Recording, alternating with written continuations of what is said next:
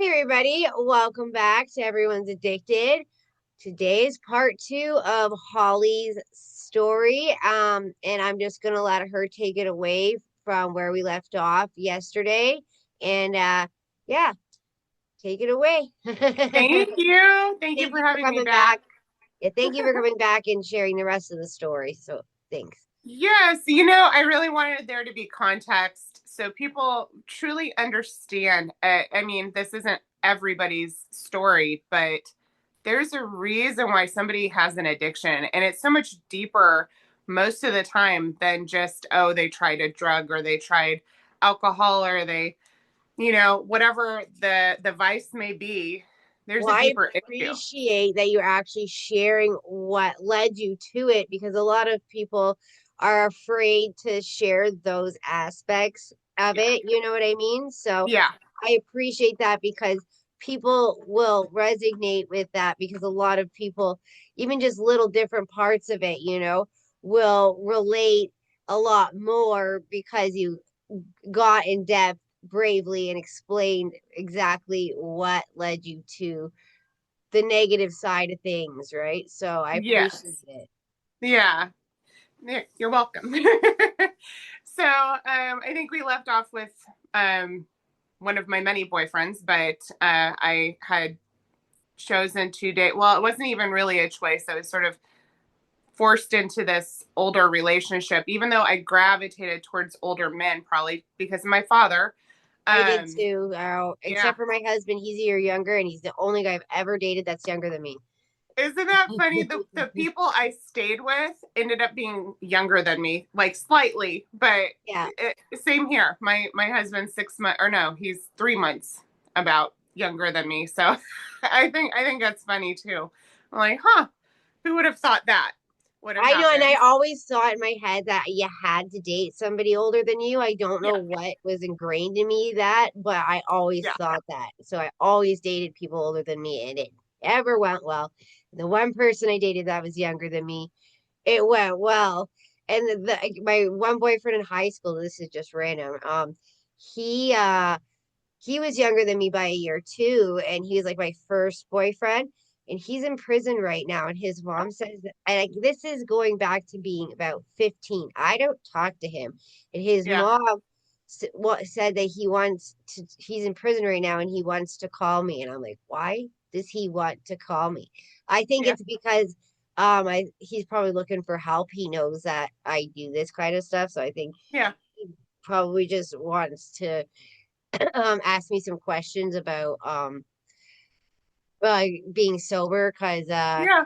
he went on a bad path because he got a drunk driving accident and killed somebody, Uh, and after that yeah, he just has been in and out of jail, really fucked up. I don't really yeah, talk to him. Like, I mean, I don't talk to him because it was so long ago. So when his mom sent me that, I was like, it has to do, obviously, I'm pretty sure, with sobriety because he's had to go. yeah, yeah, yeah. Anyways, we'll get back to, yeah. So yeah, you were saying that he was older and he wanted like a trophy wife. Yeah, he did. And because that's sort of that area, that's what they did. So he was 33, 34. I was 19. And I, it was, it was a safety net. I found over time I would anchor myself. I call them my anchormen because, in my mind, my grandmother took me to church, so I was gonna wait till I was married for that special guy, right? Before I lost my virginity, so to speak. And um once I didn't have a choice, and once it was taken and once it was gone, and um once there were more men, then there just became more men. And I'm like, okay, well, 10's not bad, like I'm at 10. That doesn't seem too bad. um and so here I'm with this older man, and he's very much, he has his own vices. And I think we've talked about that before, like we find each other, right? And so Yeah. I didn't know he did the things that he did. He owned his own construction company. He ran off of crystal meth, which I didn't know at the time. I mean, the signs were there, but I was so naive. Well, yeah, I because when didn't you're realize. younger, you don't realize it. But like through going to AA, I realized that people who work in those industries, Yeah, they do a lot of drugs and a lot of drinking. It's yeah, just the culture of that business, like construction, roofing, yep. bricklaying, all of that kind of stuff. That's the most of them have habits that. They But I have did. habits, I at but they 19, I work. didn't know that, right? Yeah, and you don't, and they're working addicts, so you don't hmm really see it. And I definitely didn't. The idea that he didn't have food at his house and like things that I thought, oh, that's odd. Well, he's a Now it makes single sense. person. I wouldn't even think like my daughter's father, like when I first met him, um, he didn't have food in his house either, but I just thought it was because he was a single guy and he Yep, didn't would that's what just I get thought. takeout or something, right? Yep, Not that's that exactly. not that he's smoking crack in my mom's bathroom and it started to smell like burnt tires, and all of a sudden Yeah, I realized, why does it smell like burnt tires? And then I yeah. eventually realized that's because he's smoking crack. That's what crack smells like, but I didn't know. So, Yeah. So the relationship escalated. I realized he had a porn addiction pretty quickly. oh, that's a Um, big one. That's a nasty one for your self-esteem. yes. So, and it was probably, it wasn't the first time I was introduced to porn, but it was the first time I was introduced to that much porn because he would have it on in this room, then he'd have it on in the other room, then he'd be reading the bios and like wanting me to They'd be have excited ones, about it. they'd have specific porn stars that they liked and stuff like Yeah, that. and I had a I was, boyfriend that liked that, and then he'd make us watch the porn while we were yeah, doing it, and then all of a sudden he'd all want toys because they had toys, and it was really just it weird to escalated. me because I was Yeah, also like 19 and he's only 4 years older than me, but I knew what porn was, but and I had other boyfriends, but I never had them like you said, like that, where it was like something that they truly, really cared about. And like he really yeah. liked Jenna Jameson, and he said it was because he liked the way she moaned. So he would get me to moan the way she moaned. Oh gosh. And Yeah. now it just makes you cringe because it's like, oh, I did Yeah. that. Like And then when I had other boyfriends, I would do that because I thought that's what men liked, like that yes, moan she did. So that yeah, I would do that later on in life too because of that. And yeah, I look back at it now, and it's all just because of his porn addiction. And I didn't even think he had a porn addiction yeah, till later, right? Until I like yeah. wasn't with him anymore, and I'm like, people Well, don't. and you feel like you're the outsider, right? Like I just felt like if I left right now, would he even know I was gone? Because I just didn't even feel like I was part of it, which fed into what I had felt all along my whole life, that I was worthless. So it fed that narrative. And then at a certain point, he suggested that I become a porn star and I should probably start stripping and I should do these things to be sexy. And so I seriously contemplated it. And that really was my wake up call because I was like, Holly, what are you, why would you do that? Why would you go do that? Why would you get into that industry? You despise that. You've been like sort of sexualized in all these different ways. Whole Why would you life. contribute to that? Like that, it was repulsive to me even then. But then I understood. I understood in such a different way that made me completely view porn in that whole industry in a different way because I realized they prey on people like me. They prey on us, and so then here we're weak, we're broken down, we are misguided, and then we get drawn into the idea that we can make money for something that we didn't have a choice for in the beginning. Well, And I myself, I will admit, I went this was when I was in active addiction and I just wanted quick money. So there Yeah. was a site called My Free Cams, right? And it was just Okay. cam girls, right? So Yeah. you would go on and basically people would like either do private with you and ask you to do certain things or Yes. tip you if you showed your boobs or whatever. And I wasn't on it very long because people were fucking creepy as They're fuck. creepy. Yeah, And they are. that really shot me away from that. But I get exactly what you mean. You're like, oh, well, you can make money doing this, and I need money. Like, well, I want Yeah. money fast, right? It's Yeah. just like the easy way. And I also went on seeking arrangement, like the website, and I would Yeah. go on dates with guys, and they were fucking creepy. And the creepiest Yeah. thing is my best friend when she was 22 was on that site, met this guy named Doug.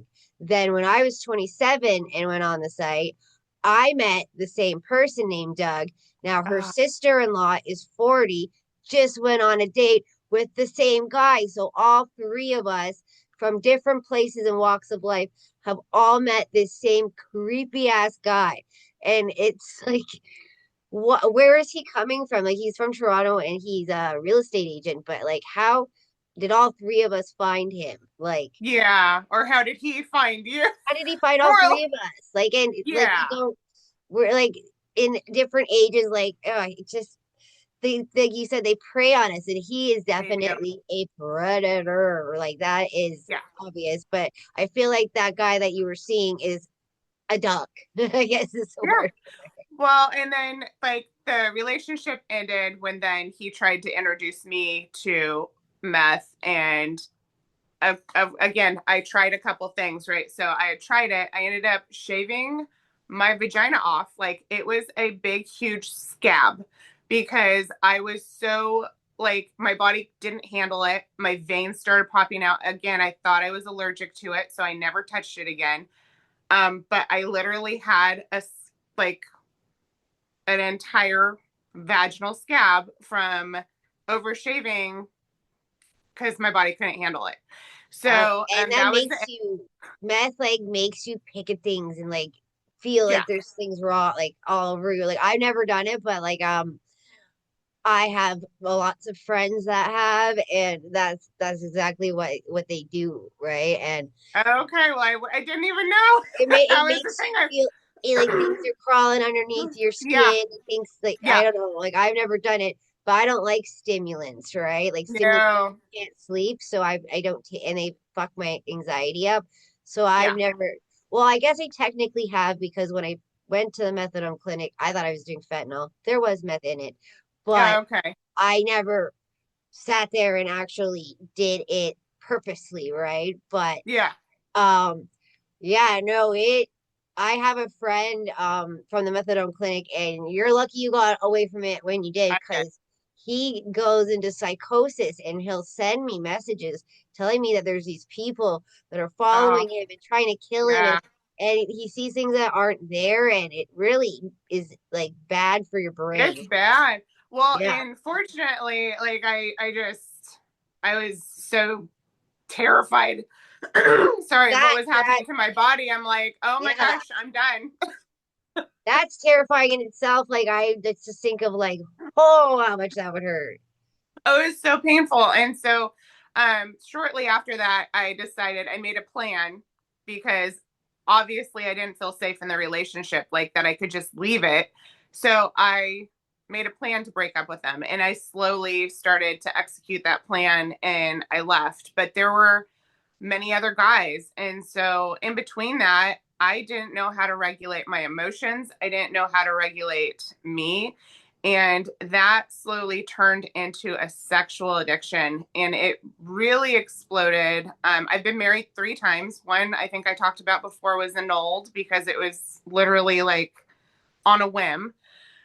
You should look at that guy now because nobody looking at me today would be like, you were with that guy. He has so many, he was from Florida. He has all these felonies. He has tattoos all over his face. He has like all these gold, like when you think of somebody that's like hardcore in prison, Yeah, I get what you're that's him. saying.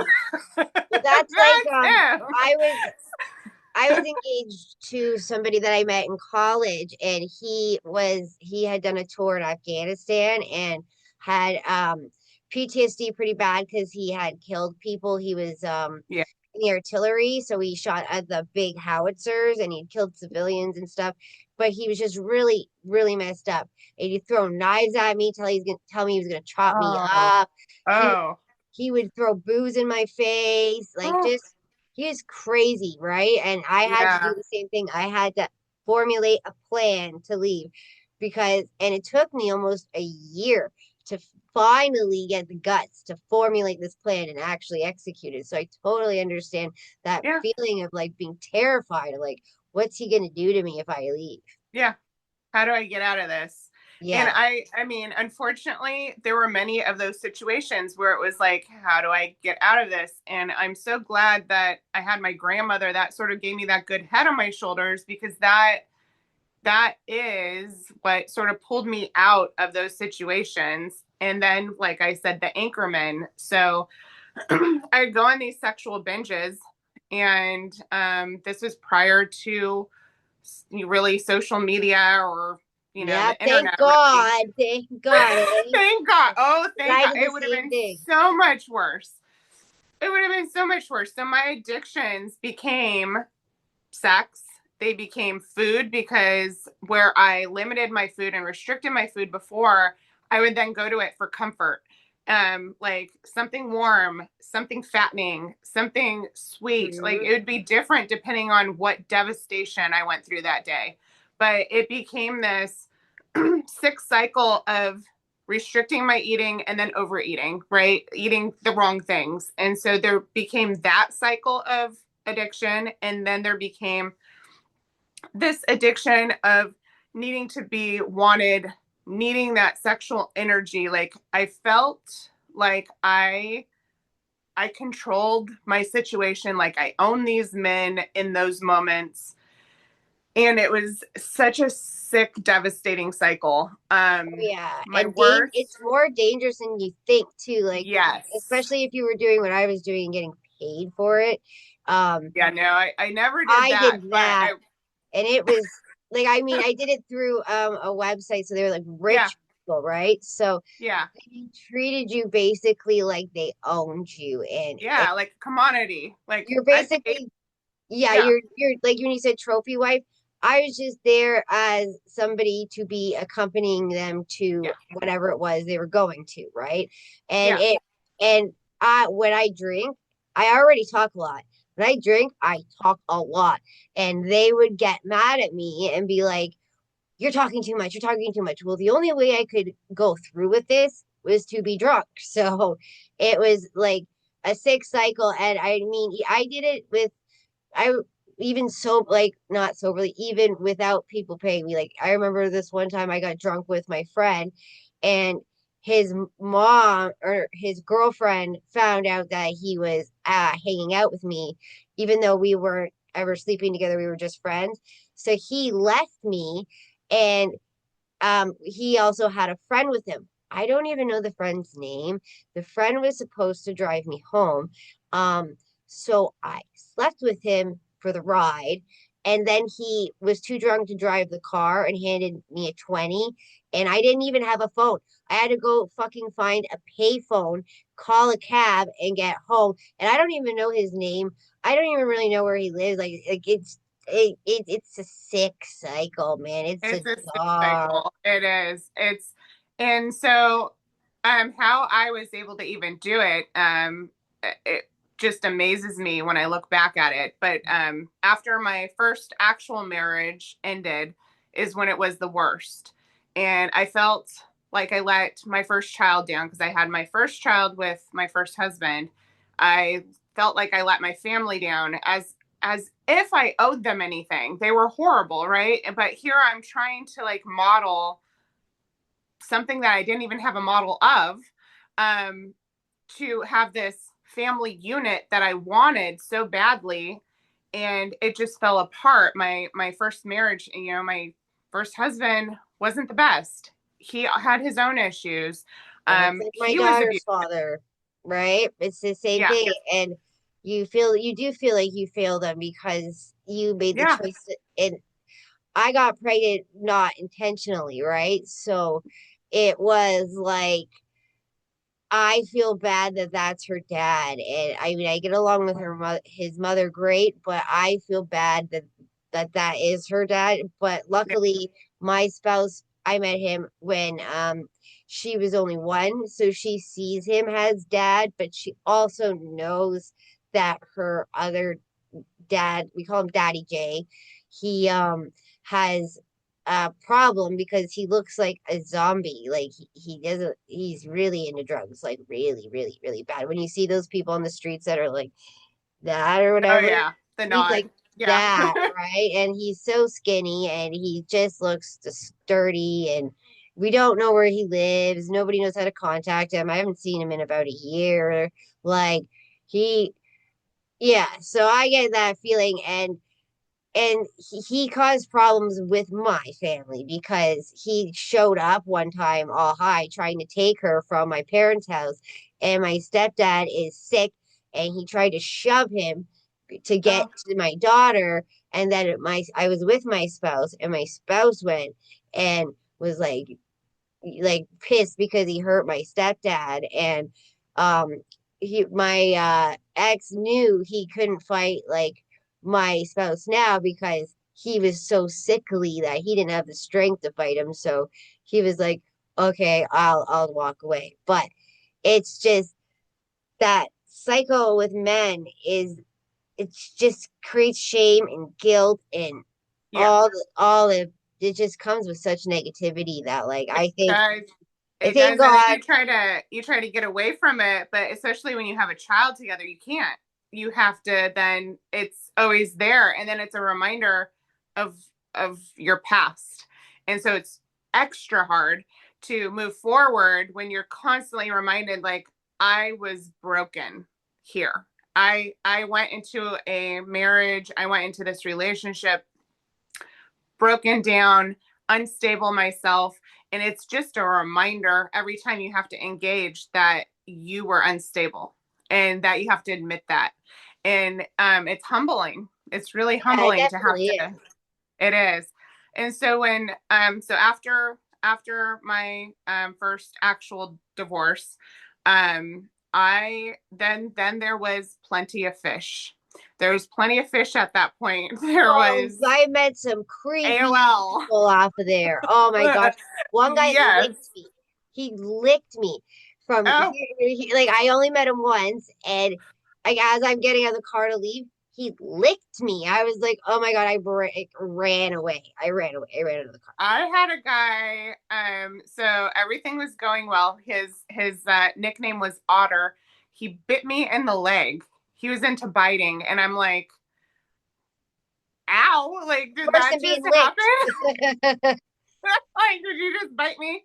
So I unfortunately I ran into many, as you know, I ran into many men with fetishes, feet fetishes, wanting cigarettes burnt on them. One guy wanted to eat his own feces.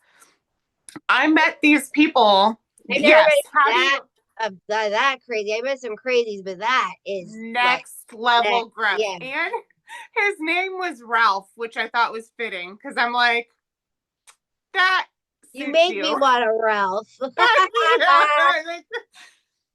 So and so how I categorize these guys, and you'd be surprised, like you dealt with a lot of rich men. I dealt with a lot. I dated. I went out with a lot of really well respected men, Mhm. ministers.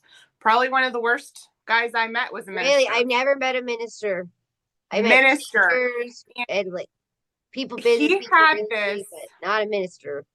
Yeah, so he had this ability. I don't know how he did it, but he could just ejaculate and like it was just he. Nonstop. I've never met, and I've been I've with a never lot of met men. him. I never met anybody else like him. It was just he could just keep going.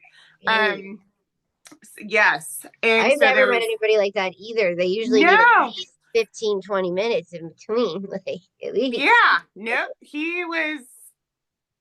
I don't know if there's some sort of stimulant or drug he was taking to be able to do, like, I don't understand how his body was even Actually, able yeah, to do that, but it I don't, did. I It don't did. think that. Yeah, because like if you So take Viagra, it just makes you last longer and not yeah, ejaculate a not lot. yeah. So I started to categorize them. So there was the pilot, right? Which some of them, if I got an attachment to, which I tried not to, I would remember their name, their actual name. There was the bullfighter, there was the lawyer. The lawyer took me then. He was really the worst out of them all as far as the fetishes, as far as the extent he was willing to go sexually. There was no boundary for him. And it was really actually quite terrifying. And I didn't know it at the beginning. He actually found me at a coffee shop. I was at a Bible study Christian event. My cousin was playing. I go to the coffee shop to get coffee and he hits on me and I go because I was like, okay, that sounds a lot funner than what I'm doing. And I have a sexual addiction. So I'm like, all right, let's do Hmm. this. What are we going to go in the car? What are we doing? And so I dated him a while, and that led to going to sex clubs that I didn't know existed, where you're having sex with multiple people at the same time. You don't even know who they are. It led to picking up, which I would have never done on my own. And this is sort of where it ended. He picked up, we went to a gay bar and picked up a transsexual. And I had such a new appreciation for what they go through. And after going through that experience with this attorney, because he treated one, I was like, I don't want to do this. Like I'm not into that. Yeah, I don't, and I lost my so I virginity in a threesome, but it wasn't with a transgendered person. So yeah, no, and so this male had boobs, but he also had a penis. So dressed like a girl, named himself Lottie. And I I have we a girl both I don't left. like named Lottie that lived in my house and took advantage of me. So I just love that. Yeah, it's like so I left that experience. I mean, we both left crying. And then this attorney later, he's like, when I then had a stable relationship, I had a boyfriend. He's like, you will never be more than what you are to me. And because he wanted just like I was an object to do That's like what you. That was like the guy I said that was abusive to me. Yeah, Basically, he said nobody will ever want you for anything but sex. And yeah, every time I slept with him, it kind of felt like he was raping me because of the way he was. He was very aggressive. yeah, So, yeah. And and I then had that. That's where my sexual addiction really exploded, was when I broke up with him because he had said that to me. So yep, I was like, that's all I'm good for. And I went out, plenty of fish, like you said, seeking yeah. arrangement, and did the cam thing. And it was just all horrible. And I luckily got pregnant with my daughter. That made me stop. And like, if I did ever got pregnant with her, God knows where I would have been. Well, and it's like so in that moment, I sort of went the other way with it. I believed him in a moment, right? In that one moment, I was like, oh, he's sort of right. At this point, I had probably slept with close to 150 men. And because I went to the sex clubs, there were women included with that because they would just come up like it was Yeah, just a big orgy. And so at that point I'm like, well, my past proves that I sort of am this person. But then I was with my now husband, we had started dating, and I'm like, nope, that's not true. And uh, even though again, my husband was used as the anchor man. He was, because I was so spiraling out of control. That so was was the only mine. way I knew how to stop, was to get in a relationship. And sadly, I've I don't know what it's like to not orgasm my whole life. I don't know. And people probably would want the opposite. They're probably more like, oh, that's awesome. No, it's not. When you didn't have a choice, and a lot of people don't know, like when you're a child, you can orgasm. So Oh, I was I pretty don't, hypersexual when I was younger. I yeah, think that's what led to the sex addiction. yeah, I don't know what it's like to be alone. I don't know what it's like. Can I support myself? I don't know because I've never I done it. Same way, same way. I get that so much. And like, yeah, like you said, like Anchorman. Well, that was like I was leaving my daughter's father because of his drug addiction, Yeah, and I went right to my spouse now. And I yeah, thought, well, my spouse now, he works a good job. He was my mom's boss. He can take care of me. I'll yeah, be fine, and my daughter will be fine, and everything will be fine. I don't know. I've never been alone either. I don't know what it's like, and I still don't know. So I can't say, like, people will say, oh, you're definitely codependent because I have never been alone. And I don't want to leave my spouse through even the toughest times. He has been there with me as we go through it. It's never been the negative, like, words and things that yeah, had been in the past. So I'm able to, like, get through things with him. So I don't want to, like, leave him because there's no reason to, but yeah. I still don't know what it's like to be alone. Yeah, and I struggle with that still. Like I love my husband. We were friends. We grew up on the same block together. So when we reconnected, it was sort of magic because we didn't really like each other when we were younger, even though we did. Like his best friend was my little boyfriend growing up, and like we liked each other, but like there he was also like we butted heads a lot. So, um, like I truly love and respect my husband. We've been married now almost 17 years, right? So but I question myself. Like, I know I'm a different person today, but that fear of I know I'm capable of what I've already done. So because I did it. Mhm. And that is quite terrifying. And I think with any addiction, that is the fear. It's we know we're capable of going down that road because we've already done it. No matter how much growth we've had, there we know that it is possible, and that is terrifying, especially when at times when you've hit the rock bottom, like I many times, like there's this one European man, he was the foot fetish. It just escalated. He could not keep an erection without touching a foot, looking at a foot, or having cigarettes burnt into his flesh. And I finally That's asked him, it was no, I'm like, what else is he going to want me to do?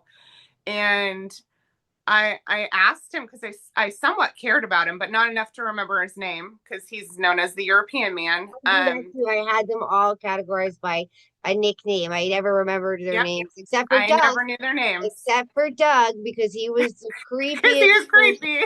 Yeah, and I remembered it And Ralph perfectly. because he was Ralphie. Yeah, the same thing. You remember because they're just that overwhelmingly creepy. But otherwise, yeah, Yeah, they're categorized as whatever, the golfer, yeah, or you know what I mean?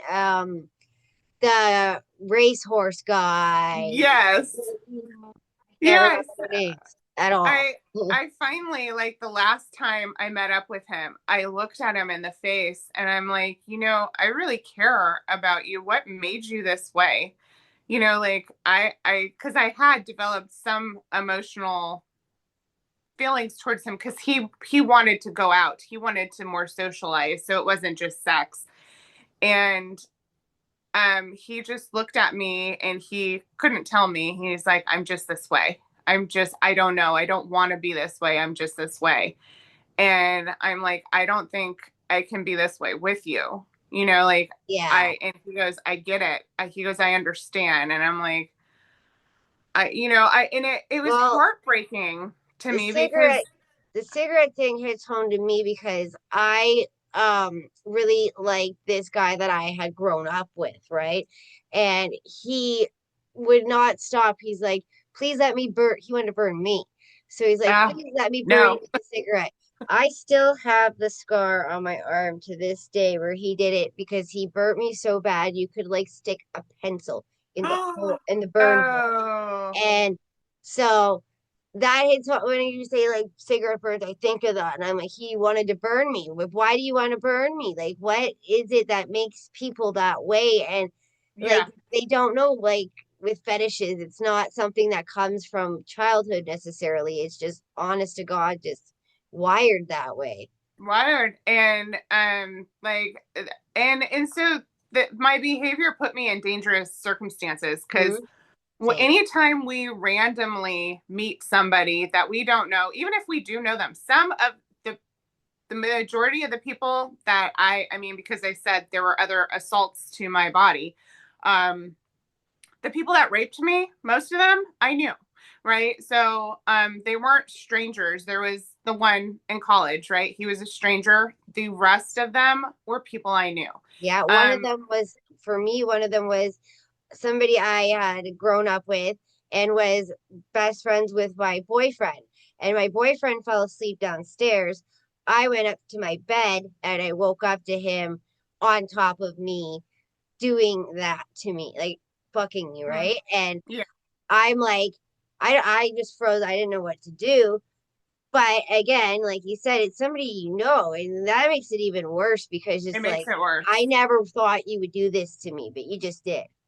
And then you have the people that jointly know both of you and then have to pick a side because, Mhm. I oh, I never didn't do told it. that. I never told my boyfriend. I never told anybody until like later. I, yeah, that one was, so I had a boyfriend in junior high. And so I had reconnected, but I was already dating somebody else and we were just supposed to hang out. Right. And that was back like I on and off. The only thing I on and off did was I smoked weed, right? So he had some weed and we smoked and um I didn't feel right and I asked him for some water. He gave me water. It was all like white and cloudy, but my judgment was off already.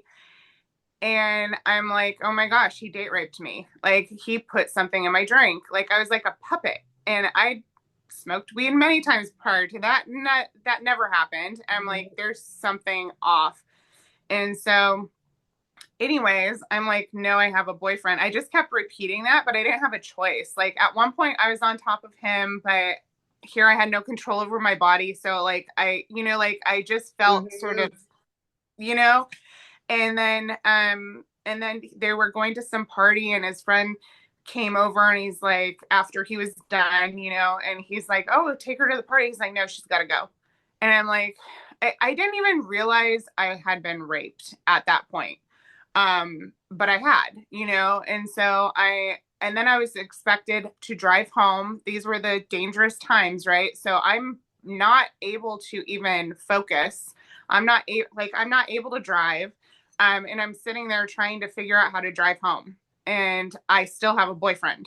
I never told him either because I was like, well, I didn't really do anything, like I Mhm. didn't do it. Does that count as cheating? You know what I mean? Like Yeah. I was so confused as to what even happened.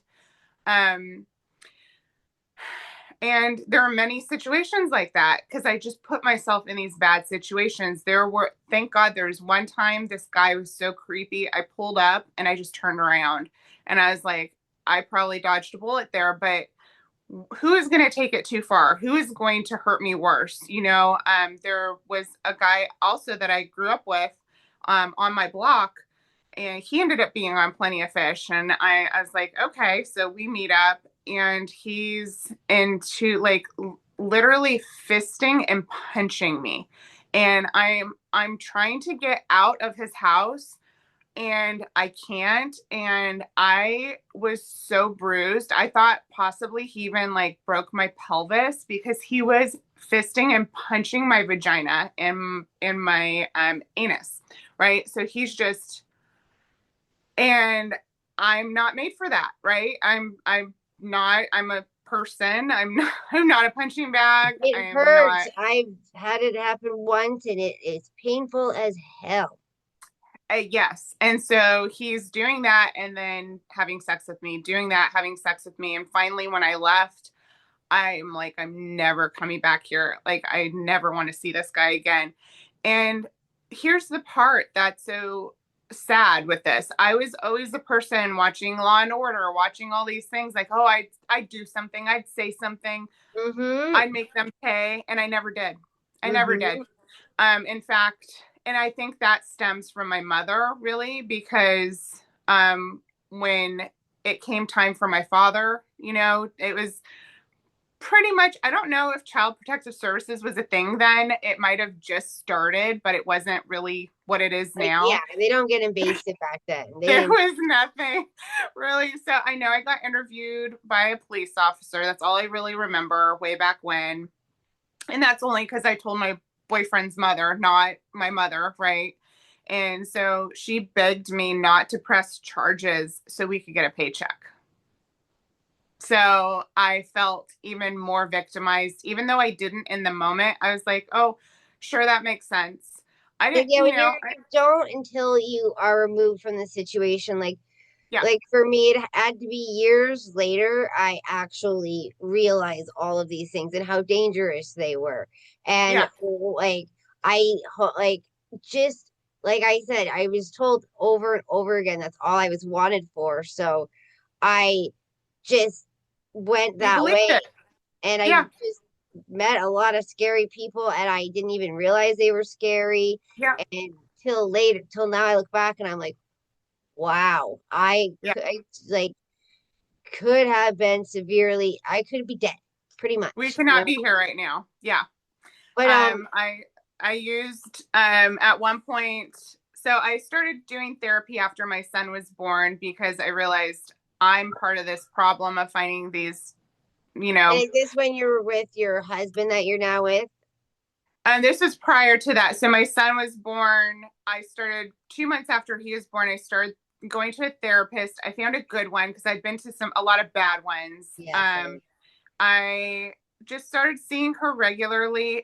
It took 3 years before I really got into the sexual abuse or even really understood what I had gone through. I minimalized it. Oh, I was just normal. All the time, yeah, because you just, I don't know, you feel like I can't explain. There isn't Yeah. really words for the feeling, I guess you could say. No, I mean, and honestly, anybody I've ever, my story is heavy, it's thick, and a lot of people they cringe. It's hard to hear. It's hard for them to accept that it happened. And so to then think that the majority of my life at that point, I was just like, oh, I just went through this small thing. Like a lot of people probably, at this point, I'm aware that other people have been, sexualized and oh, it's not that bad.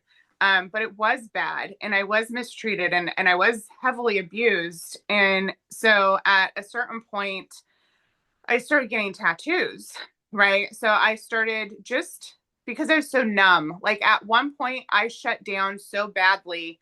I was not bathing. I was not getting dressed. I was taking care of my son, and that was it. And I could barely function. And it was my depression was just so thick because I think I finally realized what I had gone through. That I did the same thing, and my husband, like I just started being with my husband, and I had just sold my house. My dad had just died, and a whole bunch, and I just left the drug addict person that caused me a lot of problems, and um, I was the same way, and my husband was like, why aren't you bathing? Like I was Yeah. taking care of the kids, but it was like he brought it up, not in a mean way, but he was just like, what's wrong? Like, and I'm like, I that's when I cracked, and I told my daughter's father everything that had happened to me, and he was the reason I got out of everything because he was a childhood crush as well, and he wasn't as messed up at that time, so he listened to me and stuff, and he like was the only one that ever listened to me because I had told a friend about some of this stuff that had happened to me with people we all knew. And when Yeah. he confronted them because he was very women advocate because his sister had been thrown off a balcony by a man and died. So he Oh, really cared. And he went yeah. and he said something to these people because of what they did to me. And they're like, oh, she's just like that. So I just felt like nobody cared until I Yeah. finally met my daughter's father who listened to me and started like going out there and being like, you're a goof, you're a piece of shit, and saying stuff to people that had done things. But that was when he was normal. Yeah. He still hates those people. now as a drug addict, if I mention the name, he'll be like, oh, that person, this, Yeah. because he hates them because of what I've told him. And he has these people are predators, and he has heard that this stuff from not just me, but other women in our small town that he knows they've done it to them too. So he Yeah. just hates them for that reason because he isn't a predator or a sexual abuser or anything. He just has massive drug problems. So Yeah. he kind of helped me start to think about it. And then my spouse now really helped me grasp what had happened. And then that's when I went into that depression, and he pointed it out.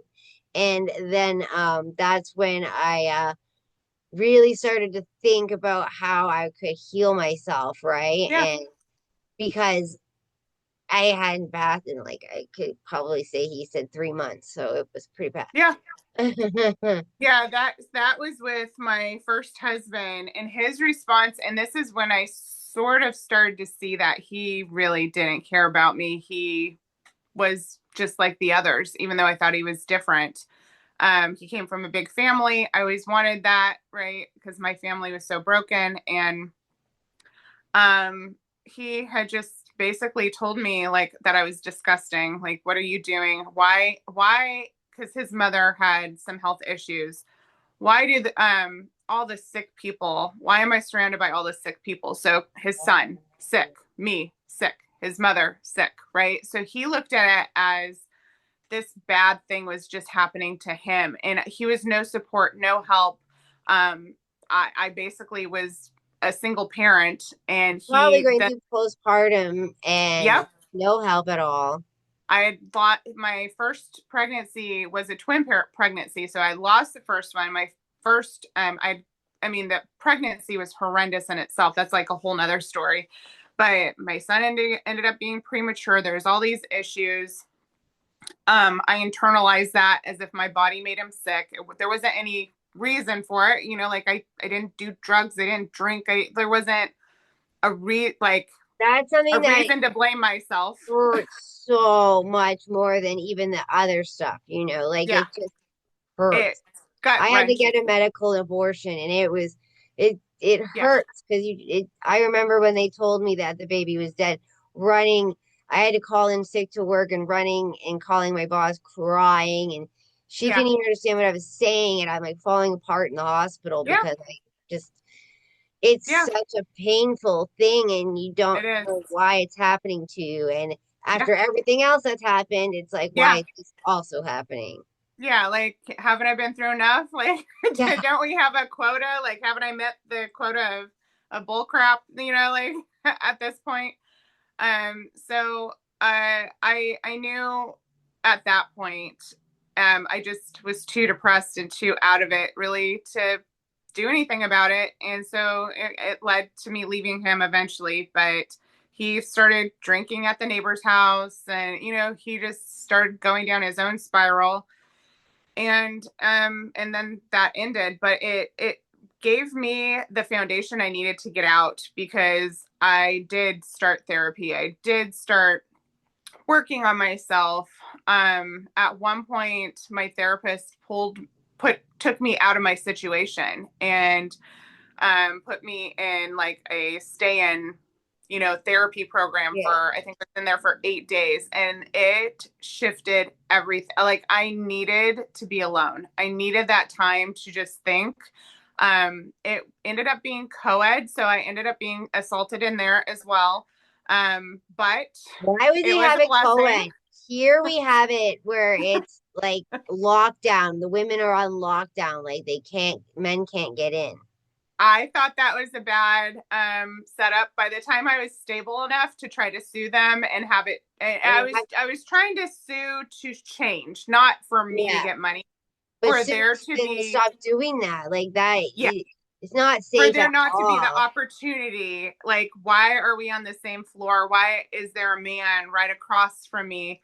Does he have a sexual record? Obviously, like, he's sexually aggressive because I got And assaulted. everybody's there Um, for mental health reasons. Why are you putting yeah, the men with the women?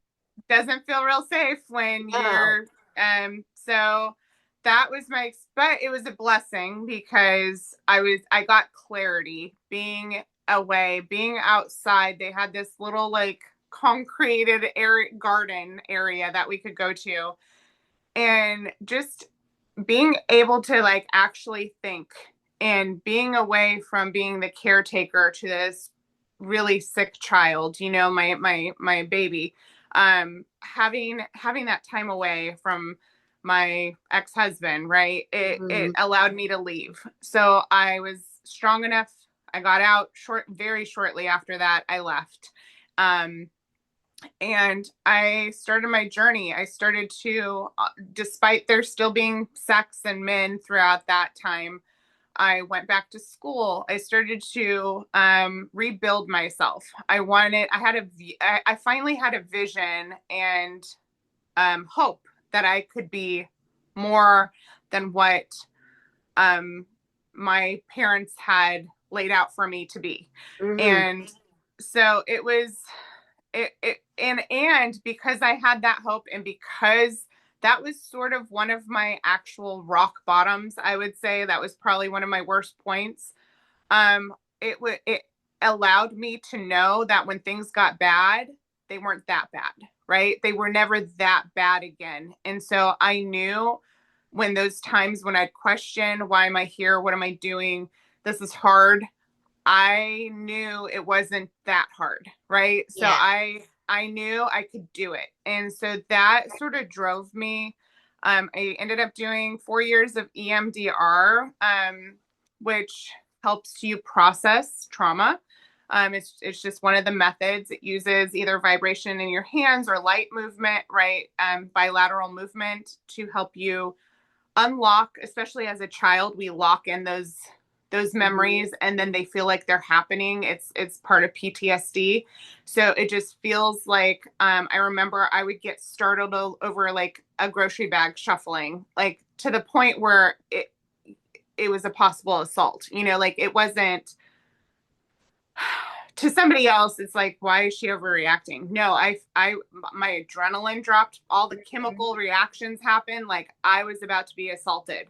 So the smell of Old Spice that my father wore, somebody walk across Oh the yeah. way, it was very traumatic for me and I had no control over it. So there would just be these extreme chemical reactions happening to my body. The fight, Fight flight, or freeze, flight. Yeah. like I needed to have control over myself in a different way, like where there was peace. Like that's what I was searching for, is just peace. And so I did that for 15 years. I did 15 years of that therapy. I did realistically, I probably did 7 years of EMDR, but the first EMDR therapist I had was horrible. So I don't include her. Cause when I got good EMDR therapy, then I was like, oh, this is helpful. That wasn't, but Mhm. this works. But that's tough too, because you relive the experience when you do EMDR. So that's not for everybody, right? That you have to be able to Handle that. designate designate the time to relive trauma. And so I kept looking, right? My mom, part of my story too is my mom, our family has a history of multiple sclerosis. So my great grandmother, my mother then was diagnosed when I was 3, making other people more of a caretaker to me, like my father and my grandmother. But she sort of took a holistic approach, got better herself, and was then the super mom, right? And really lived up to it because she had MS on top of it. So it's like, oh, wow, she does all this and has multiple sclerosis. And so in 2020, I got diagnosed. And so Oh that's no. part of my story. And that shifted everything because I then had to really search for. So I've been in this stable relationship. We've done therapy together. We've tried to be the best people we could be. Yeah. Um, and, and ended, then we had our own children. So 3 children total. And we're trying to live life and do the best that we can be, right? And so here I get sick. My body's not functioning well. I then trust that I need to take a holistic approach myself. So I do. And with doing that, you have to have an open mind. And so many people are so closed minded Yeah. to treatments and what's out there. And what I say is, why not just try it? Try. You What never happened? know My what's going to help you.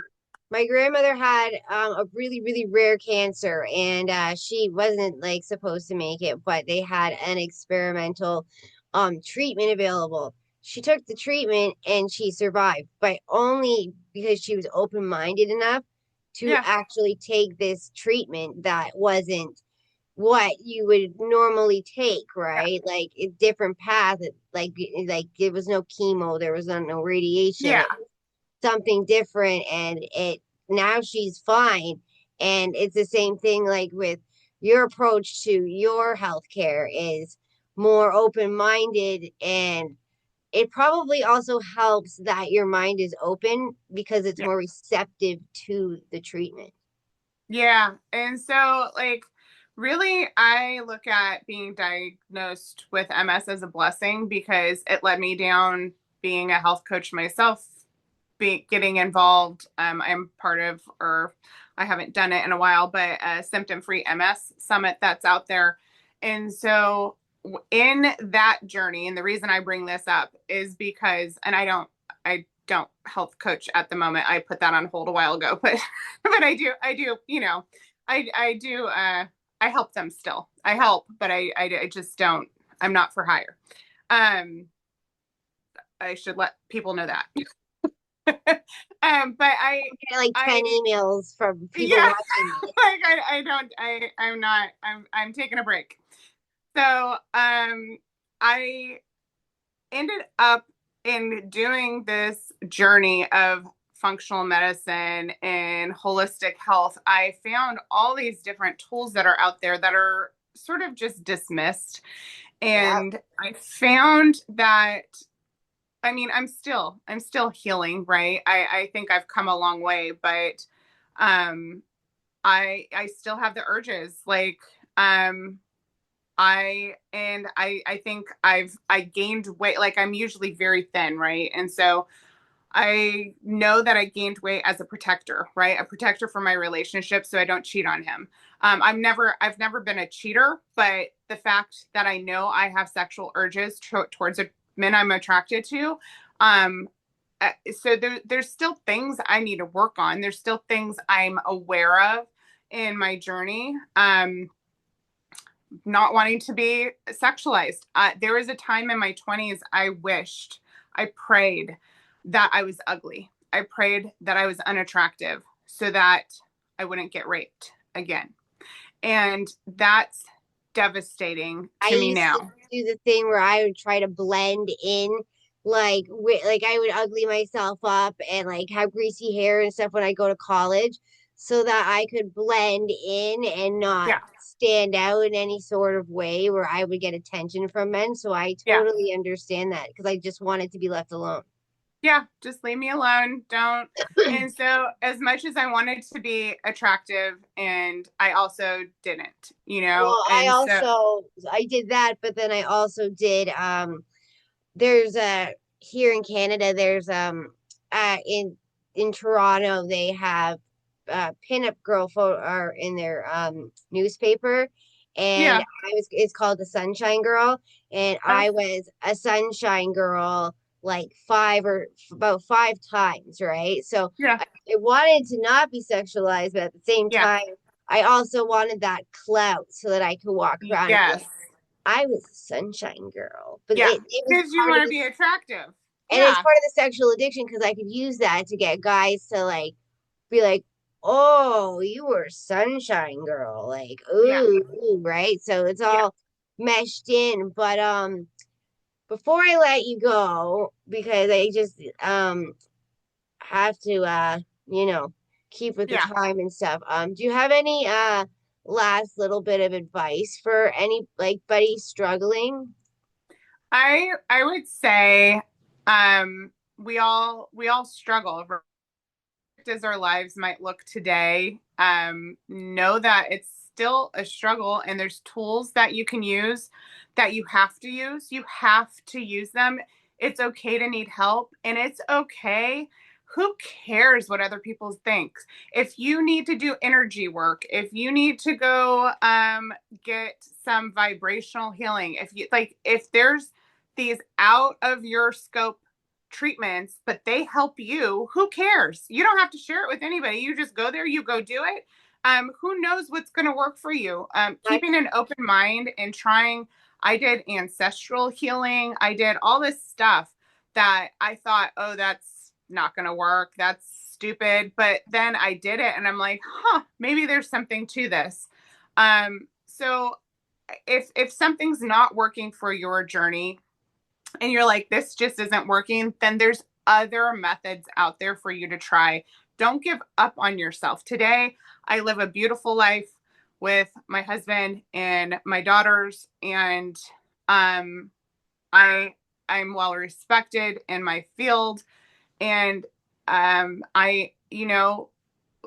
hearing my story, which is vulnerable, and probably if my church heard it, probably not going to make me the most popular girl in town. Um, Nobody would view me today. Only I view me today as what I was, right? Nobody knows about it until now. I'm sharing it. The only person, and just so everybody knows, the only people I've ever shared this with is my therapist and my husband. That's it. So I kept it quiet. I kept it silent, but your story doesn't help anybody else if you stay silent. And it keeps the weird guys like your Doug um, unaccountable. They get to be out there that's why I hurting said other his name. people. I normally don't say anybody's name, but Yeah, I said his name. yeah. I mean, Doug your Bodine. your voice matters, and understand it took me years. I'm now going to be 44 this year. It took me years to have a voice. And when I realized that was my power, that's your power. It's your voice, it's your pen, it's what you put out and get out of your body and share with others, Getting it because exactly. you're going to help other people, and then that gives your life purpose. I used to search and search for, what does my life mean? What am I supposed to be? Who am I? And your purpose is what you give and put out to other people. You're the light. You're the light, and you share it with them. Well, I thank you so much for bravely sharing with us because it's so brave that what you said, and a lot of people do not have that like in them to say certain things. Do you know what I mean? They'll still hold back, but you definitely didn't, and I appreciate it because I know so many other women out there will be like, "Thank you. Thank you." And also, I appreciate you sharing that aspect of being open minded to different treatments because that's my whole goal is to show people that there are other methods and you don't have to feel like you don't have something that will help you. Yeah. Like I just there's so much of that. Like everybody's individual, Yeah. only you can find what helps you, but it's opening people's eyes to what's out there because it's Yeah. harder to a lot of people just don't know these things. So And you don't need permission. You don't need permission to pick your own path. You don't. And you might find that you blossom and something absolutely amazing comes of your tragedy. Pain to purpose. exactly. Well, thank you so much. Yeah. I appreciate it, and I am just in awe of how brave you are and how strong you are, and I Yeah. appreciate you sharing it. So I hope you have a good rest of your day with your family. And Yes. I might even just be in touch with you again soon because I feel like there's still more to the story. Yeah. So I might have you back on for a part three in a little bit. So Okay. yeah. Um, Perfect. Well, thank thank you for you. having me. I appreciate what you do for everybody here, because you're the vessel that we get to share. So thank you. You're the person who shares bravely. So thank you. Yeah. Have a good day. Thank you Thank so you. You much. too. Bye. Bye.